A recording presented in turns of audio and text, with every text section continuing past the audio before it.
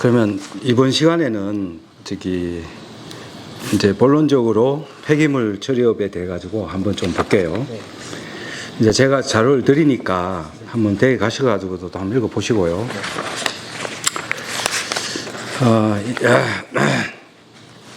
폐기물 관련해서는 폐기물 관리법이 제일 기준법이거든요. 그 다음에 자원재활용 촉진법이 있는데 우선은 제가 볼 때는 이 모법이에요. 이게 제일 모법이거든요. 이제 여기에 대해서 이제 좀 아마 요번 시간 뭐 한 시간 또는 또 다음 시간 중간 정도 뭐 또 상황 보고 요걸 하면서 이제 좀 질문 있으면 또 질문도 받고 이렇게 할게요. 자, 일단 폐기물은 줄이는 거예요. 폐기물은 정책적으로 줄여야 되고 나온다면은 재활용이 기본이에요. 그럼 여기서 재활용의 반대는 뭔지 아세요? 처분이에요. 우리가 이제 남자 여자로 보자고요. 폐기물 사업이라는 것은 재활용과 처분 두 가지가 있어요. 근데 재활용은 뭐냐면 버려지는 것을 재사용하든지 재활용하든지 그런 개념이고, 처분은 흔히 하는 말로 없애버리는 거예요. 소각 또는 매립 쪽을 처분이라 그래요. 그럼 이제 전 세계적인 측면에서 볼 때는 지금 탄소가 자꾸 배출되는데 뭐라도 재활용해야지, 한번 나온 그 폐기물을 태워버리고 묻어버리면은 다시 뭘 만들어야 되는데 들어가는 탄소 배출이 많이 되잖아요. 그죠? 지구온난화 때문에. 그래서 이제 우리가 지금 일반적으로 우리가 이제 폐기물 처리업이라는 것은 한 8, 90% 정도가 재활용업을 이야기하는 거예요. 예. 그래서 이제 용어의 정립이 이제 폐기물 요 앞에는 보면은 뭐 처리란 뭐 이렇게 돼 있잖아요. 다른 거 특히 볼 거 없고, 이게 이제 재활용하고 처분을 이제 염두에 두시고, 아, 우리는 재활용 쪽에 집중을 하겠다라고 이제 생각하시면 되고, 뭐 처분은 뭐 여기 소각, 중화 쭉 돼 있는데 쉽게 생각하면은 그냥 묻어버리는 거예요. 그러니까 소각을 중간 처분이라 그러거든요. 그러면 소각된 재를 매립하거든요. 그게 최종 처분이에요. 그러면 처분의 목적은 땅으로 매립 가는 거예요. 단 그 양이 많이 줄겠죠, 소각을 하면은. 그러면은 뭐 소각하고 매립하는 부분은 올바르지 않다. 자, 그래서 처분에 대한 부담금이라는 게 있어요. 이제 요거는 이제 기타법에 폐기물을 처분할 때는 부담금을 내야 돼요. 그게 뭐 10,000원, 15,000원, 30,000원까지가 이제 나와 있는 걸로 알고 있는데, 그거는 이제 환경개선 부담금으로 국고로 가고, 국고는 그 돈을 이용해서 이제 이게 자원 순환하는 데 있어서 재사용하겠죠. 그래서 이제 처분을 국가에서는 많이 못하게 하고 있어요. 그러면은 처분하는 인허가가 많이 나오게요. 처분하는 인허가가 많이 나오지 못해요. 무조건 재사용 쪽에 포커스를 둬야 돼요. 그럼 여기서 이제 재활용이라는 부분이 있는데, 재활용을 이렇게 보니까 폐기물을 재사용, 재생 이용한다. 또는 재사용, 재생 이용할 수 있는 상태로 만든다. 뭐 조금 용어가 조금 뭐 이렇게 뭐 따블되는데, 이제 저는 이걸 어떻게 생각하냐면은, 기존에 이 볼펜을 버리면은 누군가 이거 볼펜 다시 쓰잖아요. 이게 재사용. 근데 이걸 다 파분새하고 부숴가지고 플라스틱은 플라스틱대로, 쇠는 쇠대로 분리 선별해가 뭐 화학적 처리든 기계적 처리든 하는 거. 이건 재활용 개념이지. 예. 그러니까 2차 전지 리튬 배터리 같은 경우도 몇 개의 이제 셀이라고 할까요? 몇 개의 셀이 막 모여가지고 하나의 팩이 되는 걸로 알고 있거든요. 근데 이거를 분리해서 파워뱅크 같은 걸 만든다든지 그런 거는 이제는 폐기물로 안 본다 이거예요. 예. 2차 전지를 폐기물 처리 허가가 없어도 그거는 흔히 하는 말로 누구나 해라. 그런데 만약에 2차 전지 리튬 배터리를 분리 선별해서 파쇄, 분쇄, 화학적 처리해서 니켈, 크롬, 망간, 뭐 또 몰리브덴, 뭐 바나늄, 뭐 이런 걸 포집한다. 그거는 이제 폐기물 처리업이 되는 거예요. 예. 그러니까 이제 지금 우리가 이제 헌옷 같은 경우도 제가 볼 때는 저 헌옷은, 버려지는 헌옷을 일단 뭐 연료로 쓰는 것도 아니고 원료로 쓰는 것도 아니고 다시 입잖아요. 그렇다면 그것은 재사용의 개념이고, 그렇다면은 그것도 폐기물에서 빠져야 된다고 나는 봐요. 근데 지금 어제도 전화 오고, 사실 오늘 내일 이제 교육 오늘은 안 되죠. 뭐 다음 주에 오시는데, 이 폐의료에 대해서 상당히 젊은 분들이거든요. 대학교 같은 데 가서 젊은이들 상대로 폐의료를 수집해서 그걸 다시 이제 상점에다가 진열해서 판매 등등 하는 뭐 그런 생각을 갖고 있는데 그걸 자기들은 폐기물이 아니라고 생각하고 했더니 기존의 폐기물 업자가 신고를 해버리는 거야. 그러니까 형사님 이거 애매합니다. 폐기물이 아닌 건데도 저분들은 또 신고하니까 지자체에서는 폐기물이라 하는데요. 뭐 이래 지금 돼가지고 그렇다면 나는 규제 샌드박스를 통해서 합시다. 지금 뭐 제가 그렇게 얘기를 이제 했거든요. 이제 그런 것처럼 자 그렇게 흘러가고 자 그 다음 두 번째 한번 보세요. 에너지가 들어갑니다. 에너지가 이 재활용에 얼마나 중요한 축을 차지하는가를 보셔야 됩니다.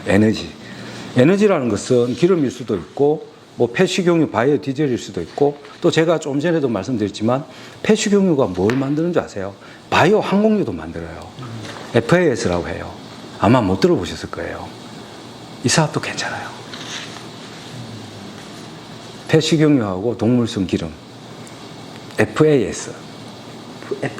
예. 한번 쳐보세요. 동글배 해놓고. 왜냐면 이게 사업 아이템으로서 앞으로 좋은 아이템이니까 그렇다고.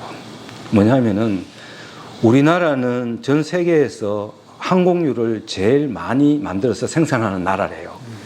그런데 유럽이나 구라파는 이미 바이오 항공유를 2% 이상 쓰게끔 법이 만들어져서 하고 있는데 우리나라는 그 법이 없다 보니까 그걸 못 만들고 있는 거야. 바이오 항공유를. 그러면은 우리나라 정유사에서 바이오 항공유를 만들 기술하고 또 어떤 시스템을 갖춰야 되잖아요. 그럼 우리가 앞으로 뭘 더 빠르게 집중해야 되겠느냐. 여기에 우리나라 단석 산업이라고 있어요. 단석 산업. 예. 한번 인터넷 들어가 보시면은 많이 거론되거든요. 아마 이런 예를 들어서 뭐 이런 회사는 앞으로 뭐 대기업에서 상당한 어떤 의무 규정화 이제 뭐 예를 들어서 우리나라도 항공유를 2% 이상 바이오 디젤 섞어 쓰라. 바이오 항공유를 만들어서 쓰라. 이래 버리면은 언제 어떻게 이걸 해야 돼요. 그러니까 이 식용유가 리터당 1,000원 지금 2,000원씩 하는 걸로 알고 있거든요, 제가. 그러니까 그거를 임시보관장소 설치 승인도 하자는 사람도 있고 또 중간 재활용업 하자는 사람도 있고 실질적으로 동물성 지방이나 식용유가 구하기가 어려운 시대가 됐다 이거지 벌써. 자, 그래서 이제 에너지라는 부분을 항상 집중해서 생각해야 되고, 지금 제가 오시기 전에 제가 이 자료를 이제 이렇게 했는데, 지금, 제가 30년 전쯤에 폐기물 사업을 이렇게 저렇게 했었잖아요. 그때부터. 그때는 이런 개념이 거의 없었어요. 그때 지구 온난화 있었어요. 그리고 탄소 배출권이 있었어요. CO2 발자국 그랬어요. 한 15년 전, 20년 전쯤에, 그죠? 그러다가 이제 탄소 배출권이 뭔지도 모르는 때, 저도 이제 거기에 관심을 갖고 있었던 사람인데, 지금 이걸 한번 보세요. 2050년도에는 탄소가 없게끔, 탄소 중립인다. 탄소 중립의 말은 우리가 어떤 걸 제조하고, 어떤 행위를 할 때, 이산화탄소 나온다는 거예요. 이산화탄소. 그 지구 온난화의 이제 주범이잖아요. 물론 불소도 상당히 많지만.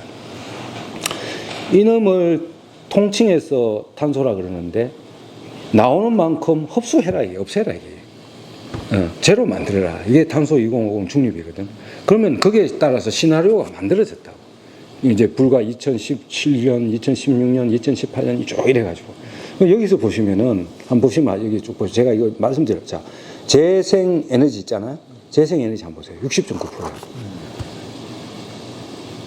그럼 이 재생 에너지가, 제가 여기서 말하는 이 에너지의 개념인데, 그만큼 이 에너지가 차지하는 비율이 이만큼 많이 된다고. 또 이 안에 제가 자세하게 설명은 제가 드리는 자료는 여기는 없지만 왜 산자부하고 우리 환경부하고 이 폐기물 사업이 이제 같이 가야 되냐면은 이 원료를 재생 자원에서 이용해서 쓰라 이거지. 옛날에는 자꾸 수입해가지고 좋은 원료를 가지고서 제조를 했다. 그건 누구나 다 하지. 달러 주고 사가 와가지고. 그러다 보니까 한번 보세요. 옛날에 중국에서 요소수도 수입 안 되기가 어려웠죠. 그러고 일본에서 불화수소인가 일본에서 수출하고 우리는 그거 만들지를 못해서 삼성이 반도체를 세정을 못해가지고 못 만드는 걸로 그때 있었어요. 한 3, 4년 전에. 그 품목이 수십 개가 나와 있어요. 외국 의존도가 높은 거. 근데 이제는 그렇게 하면 안 된다는 거죠.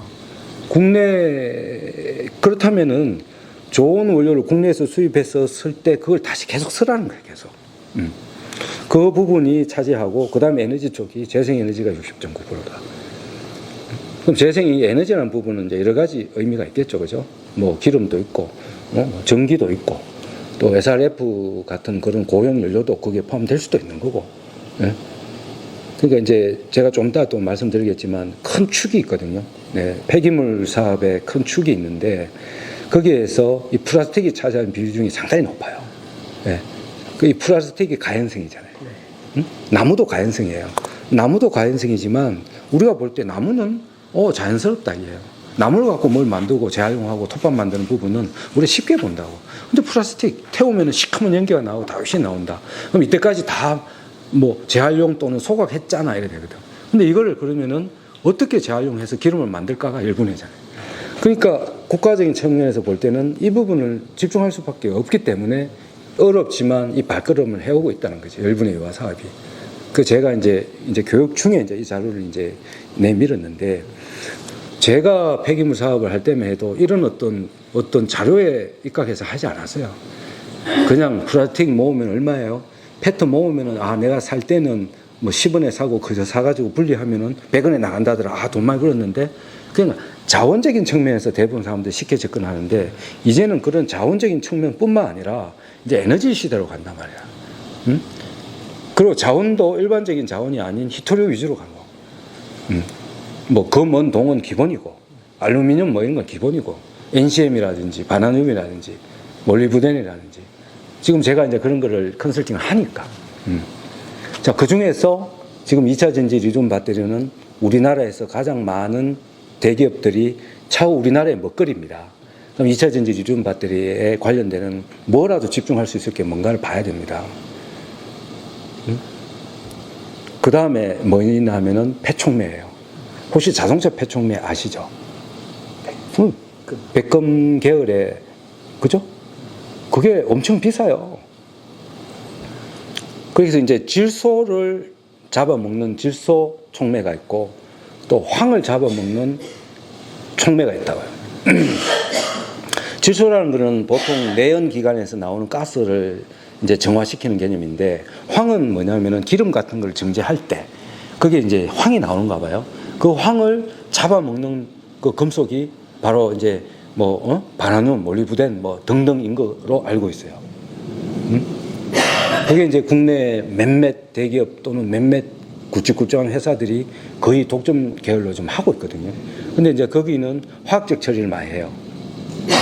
1초는 일단은 건식에 의해서 불순물을 태워버리고, 2차는 그걸 밀을 만들어 가지고 이제 화학적 처리를 통해서 이제 하나의 이제 침강시켜 가지고 이제 하는 개념인데요. 그 이제 뭐를 연소를 하면 또 오염물질이 나오니까 어떤 분들은 우리는 아예 연소로를 쓰지 않고 아예 화학적 처리를 한다. 그럼 화학적 처리를 하면 물이 1대 10이에요. 그러니까 화학물이 1이 들어가면 물이 10이 들어가야 돼요. 하루 30톤 처리하려면 물이 300톤이 들어가야 돼요. 그럼 얼마나 많은 폐수가 나오겠어요. 그래서 3단에 들어가는 거예요. 이제 요거는 뭐 사업 아이템적인 측면에서 이제 말씀드리는 건데, 그래서 이제 이 결과적으로 배터리도 하나의 에너지잖아요. 그 배터리를 만드는 데 있어서는 하나의 히토류가 또 들어가야 된다 이거죠. 그걸 폐식경제 말씀드렸죠, 그죠? 한 3가지 정도 말씀드렸거든요. 네.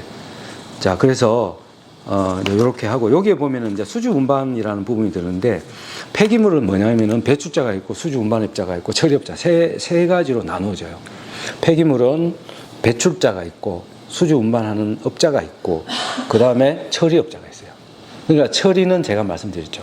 재활용도 하고 처분도 한다고. 근데 처분은 소각 이후에 매립하는 걸 처분이라 그러는데, 대부분 물론 이제 소각 아닌 중화도 있고 파쇄도 있어요. 근데 제가 이제 크게 이야기하는 거예요.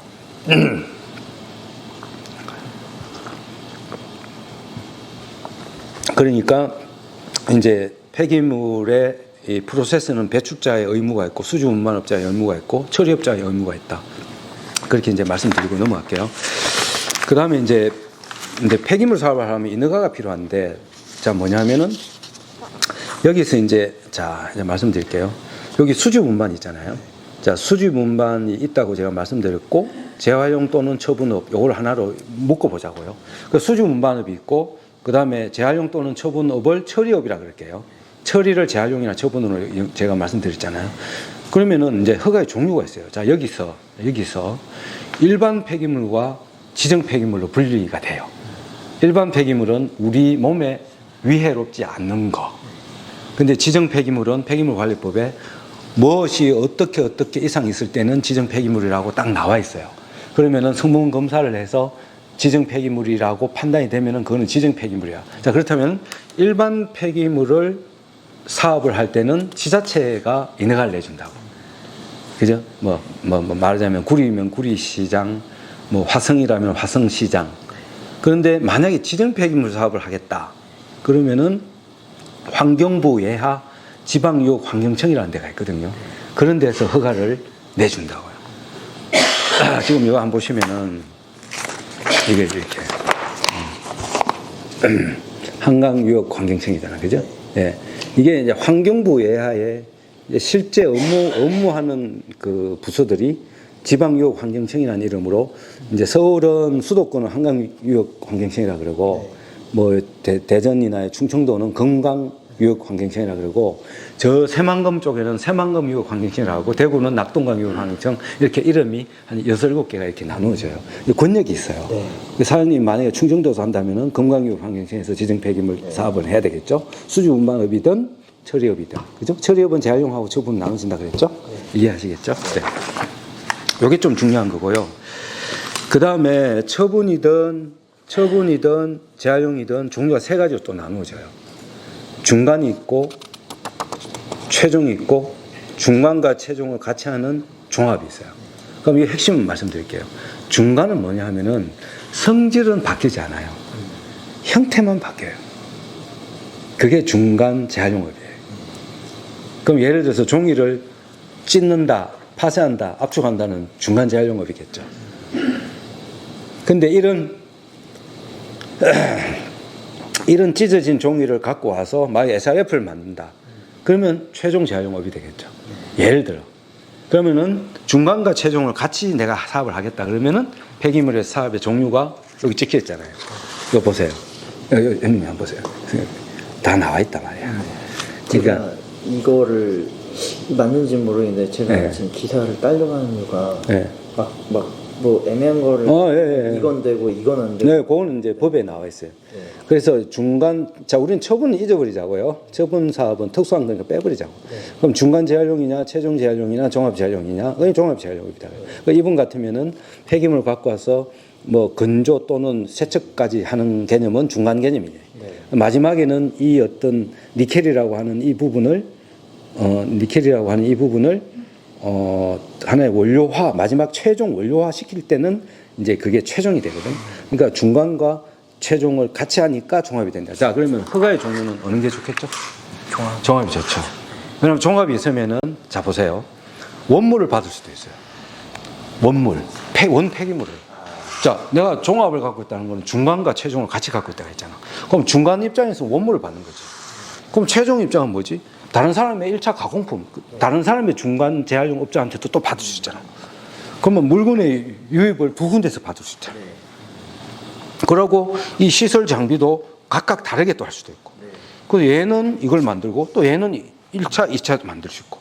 자, 1차 가공품을 중간 가공품이라고 그러고 2차 가공품을 최종 가공품이라고 생각하시면 돼요. 중간 재활용업에서 나온 거를 1차 가공품, 2차 가공품은 종합까지 간 거. 그러니까 통상적으로 우리가 볼 때 중간 재활용업은 폐기물관리법 안에서 다 끝나요. 근데 이제 만약에 종합으로 넘어갈 때는 뭐가 들어가냐 하면은 새로운 법이 나와요. 만약에 음식물 갖고 건조했어. 건조해가지고 사료를 만들 수 있거든요. 퇴비도를 만들 수 있거든요. 그럼 사료관리법이 있고 비료관리법이 또 따로 있어요.